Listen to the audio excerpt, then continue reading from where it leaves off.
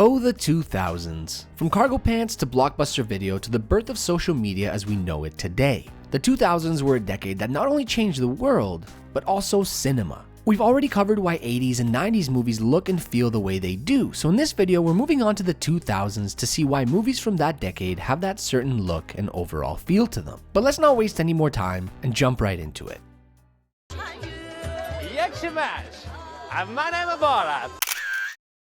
Most decades have some category or genre of movies that are more common than the rest. Specific genres that you can say define that decade. For example, when you think of the 1940s, you probably think westerns. The 70s, probably crime drama. Well, the 2000s were no different. There were a few genres that stood out during the 2000s because they were either getting a resurgence or really hitting their stride with mainstream audiences. The first type of movies that come to mind are superhero movies. From what some consider to be the birth of modern superhero films with Sam Raimi's Spider-Man, to the birth of the Marvel Cinematic Universe with 2008's Iron Man, all the way to Christopher Nolan's Batman Begins and The Dark Knight. The 2000s were the decade that started the mega popularity and obsession of the superhero genre that so many love today. If it wasn't for the 2000s, we probably wouldn't have had as many superhero movies as we do today, and we wouldn't have seen the birth of cinematic universes, which all started with 2008's Iron Man and saw their crazy rise during the 2010s. It goes without saying that even though there weren't as many as there are today, superhero films were a defining genre of the 2000s. Another genre that was basically synonymous with the 2000s was that of raunchy comedies. Superbad,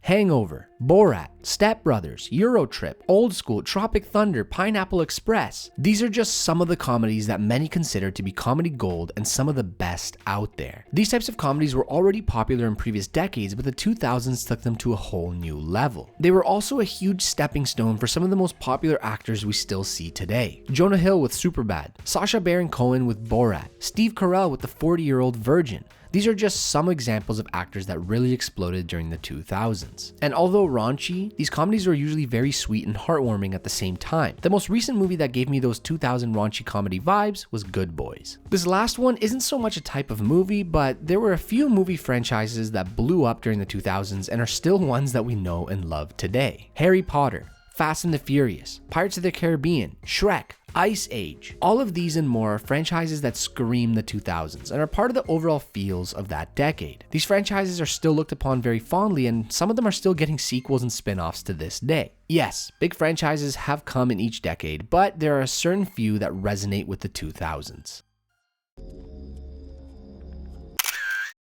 The 90s were the decade where film stock began to reach its peak of quality and digital was starting to become used for full-length feature films. But the 2000s were when the use of digital exploded and took over the industry. This shift not only gave us new formats, but also changed how movies were made and edited from there on out. It also changed how movies looked. With digital post-production, it became much easier to color grade films in post versus in camera. This resulted in more movies being digitally color graded, and this trend eventually evolved into the cinematic look that we think of today. This move to digital has also made it easier for creators to get more creative with their films. Post-production has become an incredibly important part of the filmmaking process. Sometimes the most important part when you think of movies that make heavy use of CGI. We'll fix it in post has even become a joke among film lovers today. This shift to digital had many cost-saving benefits. Although film is still sought after and preferred by some, it's a no-brainer to go digital because of the cost savings. Film is an expensive medium, and it's impossible to reuse. This means less waste, which in turn means more money left in your pocket. If a take goes poorly, you didn't just waste a canister of film, you can redo it for cheap.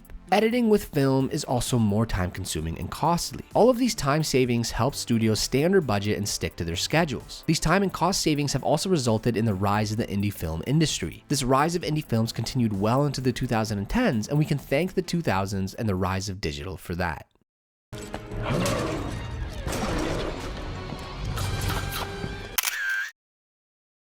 Even though CGI can be dated way back to 1958 with the release of Alfred Hitchcock's Vertigo, it wasn't until the 90s where we really saw its true potential, and then it wasn't until the 2000s where it really took the world by storm. CGI opened the doors for filmmakers to put things on screen we didn't think possible just a few years prior, and in many cases it replaced practical effects because of its cost effectiveness. 1999's Star Wars Episode 1, The Phantom Menace, made heavy use of CGI for many of its characters, including the most badass Star Wars character of all time, Jar Jar Binks. This showed us that when done well, CGI could be used not just as an addition or ancillary thing in a film, but as a main component of it. It ushered in a wave of movies that used complete CGI replacement of characters, such as in Sam Raimi's Spider-Man, where whenever we saw Spider-Man swinging through the city, it was a full body replacement, and it looked so good. We also saw some amazing motion capture performances during this time. It showed us that these characters can really captivate an audience, such as Andy Serkis's Gollum in The Lord of the Rings. These days, CGI is used everywhere, even in places we wouldn't have expected. But during the 2000s, it was a defining quality of why movies from that decade feel like 2000s movies. Avatar basically broke box office records because of its CGI and the fact that it was a must-see 3D movie. The 2000s cemented CGI and digital effects as a staple in the film industry. During the 2000s, we also saw a huge spike in the amount of fully 3D animated films. In the 90s, we saw the first fully animated feature film with Pixar's Toy Story. But during the 2000s, we saw the number of animated films grow immensely. You're wearing sweatpants. It's Monday. So?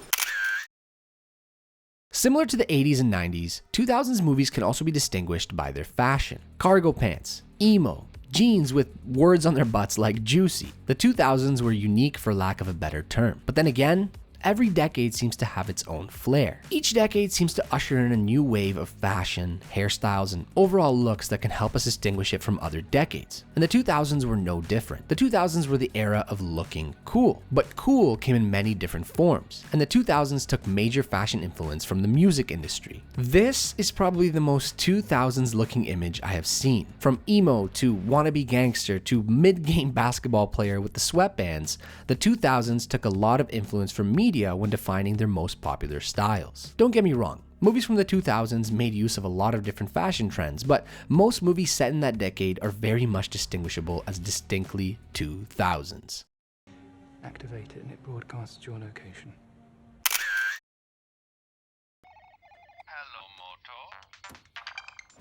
Similar to fashion, technology plays a big part in the overall feel of a decade. And the 2000s were no different. I would even say that the 2000s were a decade where the tech could really place a movie. MP3 players, or more specifically iPods, cell phones, iPhones, those colorful iMacs, social media. These were just some of the technologies that we saw a lot of during the 2000s. From TV series to movies, we saw them all over the place. Like I mentioned before, the 2000s were the decade of trying to look cool, and this was done by both the style you had, but also the technology you used. Movies today that try to replicate the 2000s often use these pieces of tech as a recognizable way of placing films. Good. I want to show you something. A lot of people in the room, you need more space. Do you remember these? When I was a kid, I often wondered why the heck someone would want to put black bars on the top and bottom of my screen. It seemed like a waste of space. Why were all of the TV shows I was watching making full use of my 27-inch tube TV, but most movies were showing letterboxes? It's because they were shot in a wide format. Wide formats and HD wasn't anything new in the 2000s. In fact, the first widescreen film dates all the way back to 1953 with The Robe, and movies shot on film can be converted to HD digital versions. But what was new during this decade was HDTVs coming to our homes and mostly matching the widescreen formats we were seeing before. In the 2000s, we saw a boom in HDTV. Our home theaters were rising in quality. In the early 2000s, DVDs were still extremely popular with their higher quality when compared to VHS, but now we saw Blu-ray and HD DVD, if you remember those. This was on another level. We could watch movies the way they were intended to be watched from the comfort of our own home.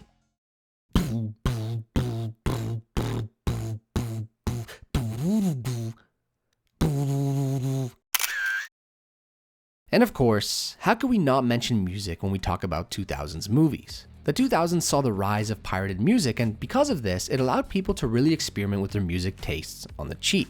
Now, I would never do such a thing, of course, but a friend of mine was into all sorts of genres of music. But the two genres that stood out the most during this decade were rap and punk rock.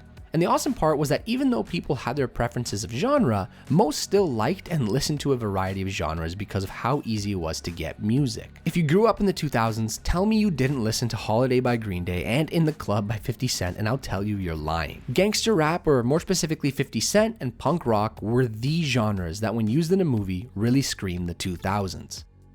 Thanks for watching. We really hope you enjoyed this video. The 2000s are a decade that I often overlook when thinking of classic films or really great films until I look at all of the amazing movies that came out during that time. Just search top 2000s movies on Google and you will get a whole slew of really great ones. If you have any other reasons why 2000s movies have that certain look and feel to them, make sure to leave a comment. I'd be really interested in reading it. If you like this video, make sure to leave a like and subscribe. And until next time, have a good one.